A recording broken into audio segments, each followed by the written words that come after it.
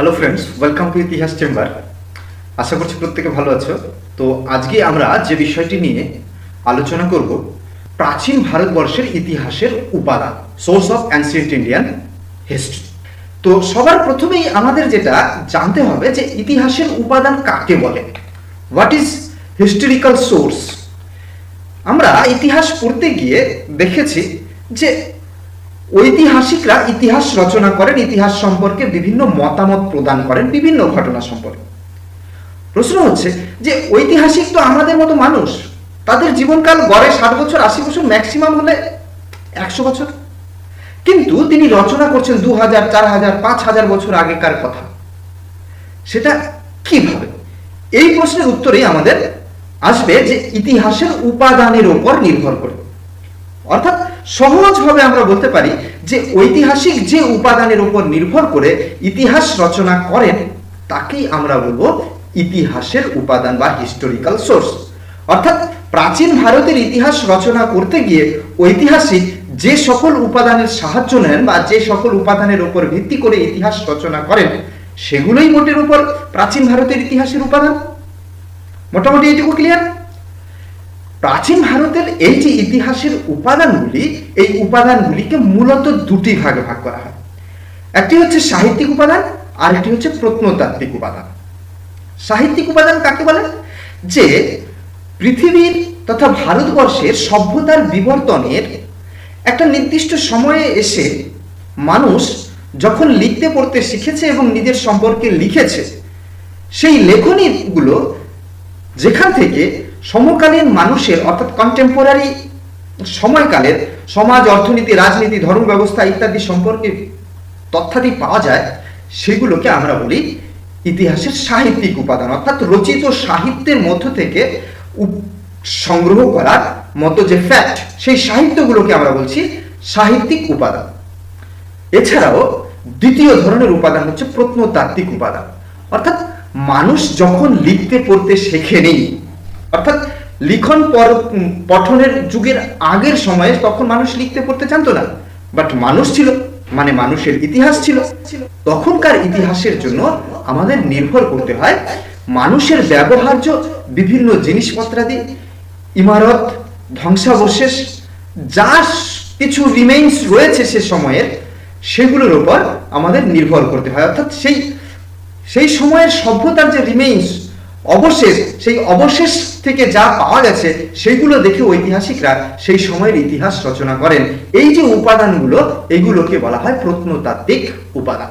ঠিক আছে, আমরা প্রথমেই আলোচনা করব সাহিত্যিক উপাদান সম্পর্কে। সাহিত্যিক উপাদানকে প্রাচীন ভারতের ইতিহাসের যে সকল সাহিত্যিক উপাদান রয়েছে সেগুলোকে মূলত আবার দুটো উপবিভাগে ভাগ করা যেতে পারে। একটা হচ্ছে দেশীয় সাহিত্য, দ্বিতীয়টি হচ্ছে বৈদেশিক সাহিত্য বা বিদেশি বিবরণ। বিদেশি বিবরণ বলতে মূলত পর্যটকদের বিবরণ। এছাড়াও বিদেশি বহু ব্যক্তি ভারত সম্পর্কে নিজেদের লেখনীতে বিভিন্ন সময় বিভিন্ন কথা উল্লেখ করেছে, সেখান থেকে যে তথ্যাদি পাওয়া যায় তার ভিত্তিতে ভারত সম্পর্কিত যে বিদেশিদের বিবরণ সেগুলোকে বলা হচ্ছে বিদেশি বিবরণ। ঠিক আছে, তাহলে আমরা প্রথমেই দেখে নিই দেশীয় সাহিত্য, যাকে ইংরেজিতে বলা হয় ইন্ডিজেনাস অ্যাকাউন্টস। সেই অ্যাকাউন্টসকে দেখতে পাবো যে প্রাচীন ভারতবর্ষের ইতিহাসের উপাদান হিসেবে কিন্তু ভারতবর্ষের প্রাচীন কালের রচিত সাহিত্য সম্ভার বা সাহিত্যগুলি অত্যন্ত গুরুত্বপূর্ণ। প্রাচীন ভারতের ইতিহাসের যে সকল দেশীয় সাহিত্যগুলো রয়েছে, মোটামুটি ভাবে সেই সাহিত্য সম্ভার বিশাল। সেই সাহিত্য সম্ভারকে তাদের চরিত্র অনুসারে আবার মোটের ওপর 4টি ভাগে ভাগ করা যেতে পারে। একটা হচ্ছে ধর্মমূলক সাহিত্য বা ধর্মীয় সাহিত্য, দ্বিতীয় হচ্ছে ধর্ম নিরপেক্ষ সাহিত্য, তারপরে রয়েছে জীবনচরিত বা বায়োগ্রাফি, এবং চতুর্থ ভাগ হচ্ছে আঞ্চলিক ইতিহাস বা আঞ্চলিক ইতিবৃত্ত। এই দেশীয় সাহিত্যের এই 4টি ভাগের মধ্যে প্রথম হচ্ছে ধর্মীয় সাহিত্য।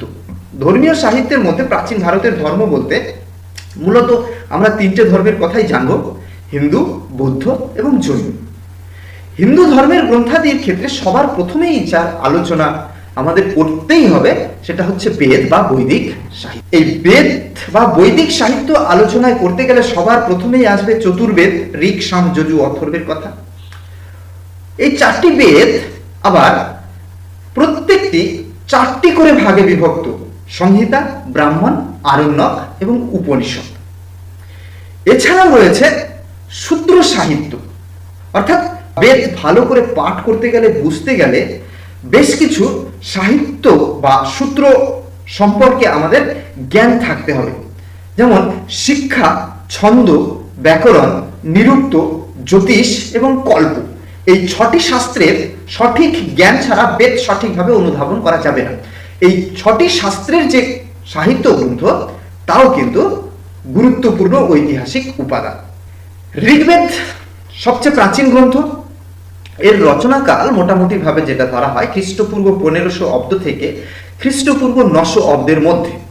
এই সময় আর্যরা সপ্ত সিন্ধু অঞ্চলে বসবাস করত।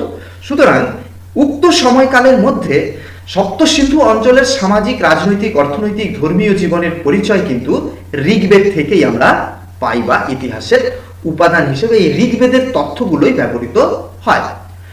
সাম, যজু এবং অথর্ব বেদ আর্য সংস্কৃতির সম্প্রসারণের যে বিবরণ, সেটা যেমন জানা যায়, তেমনি এর রচনাকাল মোটামুটি ভাবে খ্রিস্টপূর্ব 600 অব্দ পর্যন্ত।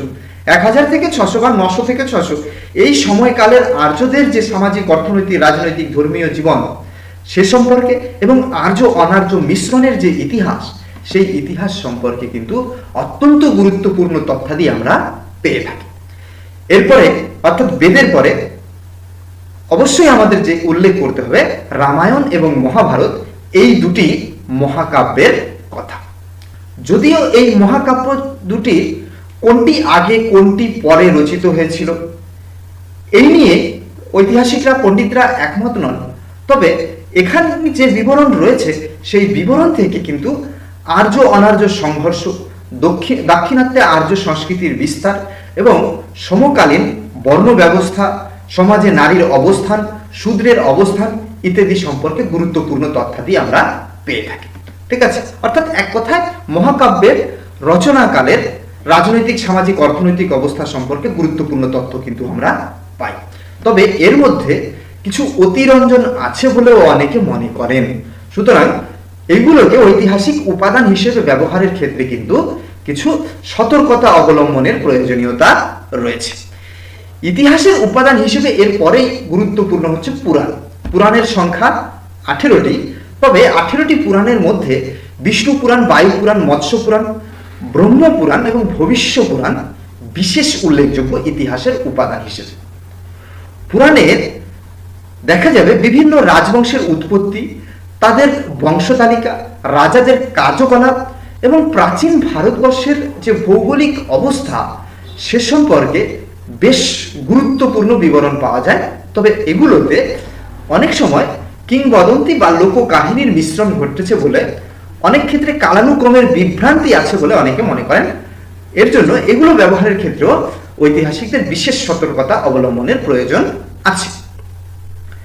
নেক্সট হচ্ছে স্মৃতিশাস্ত্র। স্মৃতিশাস্ত্রের মধ্যে দেখা যাবে মনুস্মৃতি, নারদ স্মৃতি, বৃহস্পতি স্মৃতি, যাজ্ঞবল্ক্য স্মৃতি, কাত্যায়ন স্মৃতি প্রভৃতি বিশেষ উল্লেখযোগ্য। এগুলো থেকে স্মৃতিশাস্ত্র রচনার যে সময় খ্রিস্টপূর্ব 3য় শতক পর্যন্ত সময়কালে সামাজিক রীতিনীতি, সামাজিক সংগঠন, সমস্যা, রাষ্ট্রীয় কর্তব্য, বর্ণ ব্যবস্থা, বিভিন্ন সামাজিক আইন কানুন ইত্যাদি সম্পর্কে গুরুত্বপূর্ণ তথ্যাদি আমরা জানতে পারি। নেক্সট হচ্ছে বৌদ্ধ এবং জৈন ধর্মের গ্রন্থ। বৌদ্ধ ধর্মের গ্রন্থ ত্রিপিটক, দিব্যংশ, মহাবংশ, জাতক, যেগুলো মূলত পালি ভাষায় লেখা। মাথায় রাখতে হবে পালি ভাষায় লেখা। এগুলো কিন্তু দেখা যাবে সমকালীন অর্থাৎ খ্রিস্টপূর্ব 6ষ্ঠ শতকে যখন বৌদ্ধ ধর্ম প্রচারিত হয়েছিল সেই সময়ের গুরুত্বপূর্ণ তথ্যাদি সরবরাহ করে থাকে। দিব্যংশ, মহাবংশ এই দুটি হচ্ছে সিংহলি ইতিবৃত্ত। তবে এখান থেকে বুদ্ধদেব সম্পর্কে যেমন জানা যায়, তেমনি মৌর্য শাসনকালের চন্দ্রগুপ্ত মৌর্য এবং অশোক সম্পর্কে বহু তথ্য পাওয়া যায়। আর জাতক হচ্ছে গৌতম বুদ্ধের পূর্বজন্মের কাহিনী সম্বলিত গ্রন্থ, অর্থাৎ গৌতম বুদ্ধের পূর্বজন্মের বিবরণ কিন্তু এখানে পাওয়া যায়। এর সংখ্যা হচ্ছে 547টি, অর্থাৎ 547 বার গৌতম বুদ্ধ ইতিপূর্বে বোধিসত্ত্ব রূপে জন্মগ্রহণ করেছিলেন বলে বৌদ্ধরা বিশ্বাস করে। এর যে বিবরণ, এই বিবরণগুলোকে এক একটা হচ্ছে জাতক, অর্থাৎ জাতকের সংখ্যা হচ্ছে 147টি। এছাড়াও বৌদ্ধ গ্রন্থ ললিত বিস্তার, বুদ্ধ চরিত, এগুলো কিন্তু অত্যন্ত গুরুত্বপূর্ণ ঐতিহাসিক উপাদান।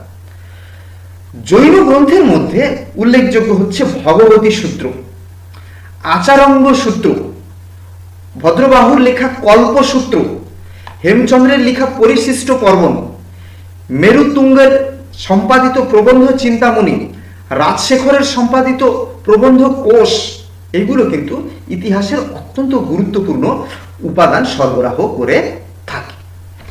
এই পর্যন্ত আমাদের আলোচনা গেল হিন্দু, বৌদ্ধ এবং জৈন ধর্মগ্রন্থ, যেগুলো ইতিহাসের উপাদান হিসেবে গুরুত্বপূর্ণ। নেক্সট দেখব ধর্মনিরপেক্ষ গ্রন্থ, অর্থাৎ ধর্মের বাইরে বেশ কিছু গ্রন্থ যেমন ব্যাকরণ, অভিধান, জ্যোতির্বিদ্যা, আইন সংক্রান্ত গ্রন্থাদিও কিন্তু প্রাচীনকালে রচিত হয়েছিল, যেগুলো থেকে সমকালীন ইতিহাসের বহু তথ্যাদি পাওয়া যায়। এর মধ্যে জ্যোতির্বিদ্যা সম্পর্কিত গুরুত্বপূর্ণ গ্রন্থ হচ্ছে গার্গী সংহিতা, ঠিক আছে। সেই সঙ্গে ব্যাকরণ গ্রন্থ হিসেবে পাণিনির অষ্টাধ্যায়ী, অষ্টাধ্যায়ী টিকা হিসেবে পতঞ্জলির মহাভাষ্য, সেই সঙ্গে কৌটিল্যের অর্থশাস্ত্র, কামন্দকের নীতিসার, বাদশায়নের কামসূত্র প্রভৃতিও কিন্তু প্রাচীন ভারতবর্ষের ইতিহাসের গুরুত্বপূর্ণ তথ্যাদি সরবরাহ করে। সেই সঙ্গে বেশ কিছু নাটক কালিদাস এবং অন্যান্যরা, যেমন কালিদাসের রচনা রঘুবংশম, মালবিকাগ্নি মিত্রম, অভিজ্ঞান শকুন্তলম, এছাড়া বিশাখ দত্ত রচনা করেছিলেন দেবী চন্দ্রগুপ্তম, ঠিক আছে। এই যে গ্রন্থগুলো, এই গ্রন্থগুলোও কিন্তু ইতিহাসের গুরুত্বপূর্ণ উপাদান হিসেবে কাজে লাগে, অর্থাৎ এগুলো এক একটা বহু তথ্য সরবরাহ করে প্রাচীন ভারত সম্পর্কে। এর পরের যে পাঠ জীবন চরিত, ভারতীয় সাহিত্যের, দেশীয় সাহিত্যের মধ্যে জীবন চরিত। প্রাচীন ভারতের বিভিন্ন জীবনচরিত গ্রন্থ রচিত হয়েছে। বিশেষ করে শাসকরা নিজেদের কীর্তি কাহিনী বিবরণের জন্য সভাকবিদের নির্দেশ দিতেন। সভাকবিরা শাসকের পৃষ্ঠপোষকতায় শাসকের জীবন কাহিনী কর্মধারা লিপিবদ্ধ করতেন, যেগুলো অত্যন্ত গুরুত্বপূর্ণ ইতিহাসের উপাদান। যেমন এক্ষেত্রে সবচেয়ে গুরুত্বপূর্ণ প্রথমেই যেটা উল্লেখ করতে হয়, হর্ষবর্ধনের হর্ষচরিতের কথা। লিখেছিলেন কে? বাণভট্ট। বিলহন লিখেছিলেন বিক্রমাঙ্ক দেবচরিত, এটি চালুক্যরাজ ষষ্ঠ বিক্রমাদিত্যের সম্পর্কে লেখা। সন্ধ্যাকর নন্দী রচনা করেছিলেন রামচরিত, পাল বংশীয় রাজা রামপালের কাহিনী, ঠিক আছে। জয়সিংহ রচনা করেছিলেন কুমার পাল চরিত, চালুক্যরাজ কুমার পালের জীবনচরিত এটা। পদ্মগুপ্ত রচনা করেছিলেন নব শশাঙ্ক চরিত, বাগপতিরাজ রচনা করেছিলেন গৌরবাহ, ন্যায়চন্দ্র রচনা করেছিলেন হামির কাব্য। এছাড়া চাঁদ বরদই পৃথ্বীরাজ চরিত রচনা করেছিলেন, বল্লাল চরিত। এগুলো এক একটা জীবনচরিত গ্রন্থ, যেগুলো থেকে প্রাচীন ভারতের বহু শাসক এবং তাদের সময়কালের ইতিহাস জানা যায়। এখানে মনে রাখতে হবে, এই লেখকরা শাসকের পৃষ্ঠপোষকতায় লিখেছিলেন, তাই এগুলোর মধ্যে কিন্তু পক্ষপাতিত্ব থাকাটা খুব স্বাভাবিক। তাই এগুলো ব্যবহারের ক্ষেত্রে বিশেষ সতর্কতা অবলম্বন প্রয়োজন আছে বলে ঐতিহাসিকরা মনে করেন। এছাড়াও কাশ্মীর, গুজরাট, নেপাল ইত্যাদি প্রভৃতি স্থানের আঞ্চলিক বেশ কিছু ইতিবৃত্ত পাওয়া যায়। যেমন দ্বাদশ শতকে কাশ্মীরের কবি কলহন রচনা করেছিলেন রাজতরঙ্গিনী। এখান থেকে সপ্তম থেকে শুরু করে দ্বাদশ শতকের মধ্যভাগ পর্যন্ত কাশ্মীরের একটা ধারাবাহিক ঐতিহাসিক বিবরণ আমরা পেয়ে যাই। সুতরাং কাশ্মীরের ইতিহাসের জন্য এটা গুরুত্বপূর্ণ ঐতিহাসিক উপাদান। এছাড়াও গুজরাটের ইতিহাসের জন্য আমাদের নির্ভর করতে হয় সোমেশ্বরের রচিত রাসমালা গ্রন্থ, কীর্তি কৌমুদী গ্রন্থ, অরিসিংহের রচিত সুকৃতি সংকীর্তন, মেরুতুঙ্গের রচিত প্রবন্ধ চিন্তামণি, রাজশেখরের রচিত প্রবন্ধ কোষ। এগুলো কিন্তু প্রত্যেকটা গুজরাটের ইতিহাসের জন্য গুরুত্বপূর্ণ আকর গ্রন্থ, ঠিক আছে। এখান থেকে ইতিহাসের উপাদান পাওয়া যায়। এছাড়াও দেখা যাবে দক্ষিণ ভারতের ইতিহাসের জন্য নান্দিক কলম্বকাম এবং কলিতুঙ্গ পরাণী নামে দুটো গ্রন্থ, যেটা দক্ষিণ ভারতের উপদ্বীপীয় অঞ্চলের বিবরণ পাওয়া যায়। এইভাবে ধর্মীয় সাহিত্য, ধর্মনিরপেক্ষ সাহিত্য, জীবনচরিত, আঞ্চলিক ইতিবৃত্ত, এই চারটা নিয়ে আমাদের গঠিত হচ্ছে দেশীয় সাহিত্য। এরপরে রয়ে যাচ্ছে বৈদেশিক সাহিত্য। দেখা যাবে যুগে যুগে প্রাচীনকালে বিভিন্ন সময় বহু বিদেশি পর্যটক ভারতবর্ষ ঘুরতে এসেছেন, ভারতকে দেখেছেন, বুঝেছেন, যা যতটা বুঝেছেন সেই মতো তাদের বিবরণে লিপিবদ্ধ করেছেন। তাদের ভারত বিবরণী গুলো দেখা যাবে সমকালীন তারা যে সময় এসেছিলেন সে সময়ের ইতিহাসের জন্য কিন্তু অত্যন্ত গুরুত্বপূর্ণ উপাদান হিসেবে স্বীকৃত বা ব্যবহৃত হয়। তবে সবাই যে ভারতে এসেই লিখেছেন এমন কিন্তু নয়। যেমন ইতিহাসের যিনি জনক বলে পরিচিত হেরোডোটাস, তিনি ভারতবর্ষে পারসিক বিজয়ের, উত্তর পশ্চিম ভারতে পারসিক বিজয় কাহিনী লিখেছেন। নিশ্চিতভাবে এটা গুরুত্বপূর্ণ। এছাড়াও দেখা যাবে গ্রিক পর্যটক মেগাস্থেনিস ভারতবর্ষে এসেছিলেন। মৌর্য সম্রাট চন্দ্রগুপ্ত মৌর্যের সময় তিনি যে ভারত বিবরণ লিখেছেন ইন্ডিকা, সেই ইন্ডিকা নিশ্চিতভাবে সে সময়ের ভারতের ইতিহাসের অত্যন্ত গুরুত্বপূর্ণ উপাদান। সামাজিক, অর্থনৈতিক, বর্ণ ব্যবস্থা ইত্যাদি সকল ক্ষেত্রেই দেখা যাবে যে এই সময়ের জন্য মেগাস্থেনিসের ইন্ডিকা গ্রন্থটি গুরুত্বপূর্ণ। ইন্ডিকার মূল গ্রন্থটি কিন্তু পাওয়া যায়নি। ইন্ডিকার গ্রন্থের দেখা যাবে যে অপরাপর গ্রিক কিছু লেখক ইন্ডিকার গ্রন্থ থেকে যে উদ্ধৃতি দিয়ে ভারত সম্পর্কে লিখেছেন, যেমন স্ট্র্যাবো, এরিয়ান, জাস্টিন, ডায়োডোরাস, এরা যে লিখেছেন, এদের যে উদ্ধৃতিগুলো সেগুলো থেকে ভারতবর্ষের ইতিহাসের বহু তথ্যাদি জানা যায়। এছাড়াও আরো একজন গ্রিক নাবিকের লেখা পাওয়া যায়, সেটা হচ্ছে Periplus of the Erythraean Sea, অর্থাৎ ভারত মহাসাগরের ভ্রমণ। এখান থেকে এবং দ্বিতীয় শতকের টলেমির ভূগোল গ্রন্থ থেকে ভারতবর্ষের প্রাকৃতিক যে ইতিহাস, ঠিক আছে, অর্থাৎ ভারতবর্ষের ইতিহাসের গুরুত্বপূর্ণ তথ্যাদি কিন্তু এখান থেকে পাওয়া যায়। অর্থাৎ ভারতবর্ষের জীবজন্তু, প্রাকৃতিক পরিবেশ, এগুলোর বর্ণনা পাওয়া যায়। গ্রিক পর্যটকদের পর অবশ্যই আমাদের উল্লেখ করতে হবে চীনা এবং তিব্বতীয় পর্যটকদের কথা। চীনা পর্যটকদের মধ্যে সুমা কিয়েন, ফাহিয়েন, হিউয়েনসাং, ইৎসিং এবং তিব্বতীয় পর্যটকদের মধ্যে লামা তারানাথ, এরা প্রত্যেকেই কিন্তু ভারত সম্পর্কে লিখেছেন। যেমন সুমা কিয়েন রচিত গ্রন্থের নাম ইতিহাস। ফাহিয়েন লিখেছেন ফোকুও কিং, ইনি এসেছিলেন দ্বিতীয় চন্দ্রগুপ্তের সময়ে। হিউয়েনসাং লিখেছেন সিইউকি, ইনি এসেছিলেন হর্ষবর্ধনের সময়ে। এবং তিব্বতীয় ঐতিহাসিক লামা তারানাথ রচনা করেছেন ভারতে বৌদ্ধ ধর্মের জন্ম। অর্থাৎ এগুলো নিশ্চিতভাবে সে সময়ের ভারত ইতিহাসের গুরুত্বপূর্ণ উপাদান। এখান থেকে ভারতবর্ষের ইতিহাসের বহু বিষয় আমরা জানতে পারি। এছাড়াও সে সময় আরবীয় পর্যটক সুলেমান, আল মাসুদি, আল বিলাদরি, হাসান নিজামি, ইবন উল আথির প্রমুখ রচনায় কিন্তু ভারত সম্পর্কে বহু বিবরণ রয়েছে।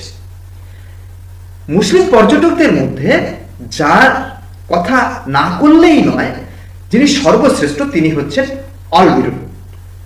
অলবিরুনি ভারতবর্ষে এসেছিলেন সুলতান মাহমুদের সঙ্গে। তিনি ভারতবর্ষে দীর্ঘ সময় থেকেছেন, সংস্কৃত শিক্ষা করেছেন এবং ভারতীয় ধর্ম, দর্শন ইত্যাদি সম্পর্কে জ্ঞান লাভ করে তিনি তার তহকক ই হিন্দ বা কিতাব উল ই হিন্দ গ্রন্থটি লিখেছেন, যেখানে ভারতীয় ইতিহাস, সমাজ, দর্শনের একটা স্পষ্ট প্রতিচ্ছবি পাওয়া যায়। এই যে বিদেশি পর্যটকরা, এই বিদেশি পর্যটকদের বিবরণীর ক্ষেত্রে কিছু সমস্যা রয়েছে, অর্থাৎ এর কিছু সীমাবদ্ধতা রয়েছে। সীমাবদ্ধতাগুলো কি?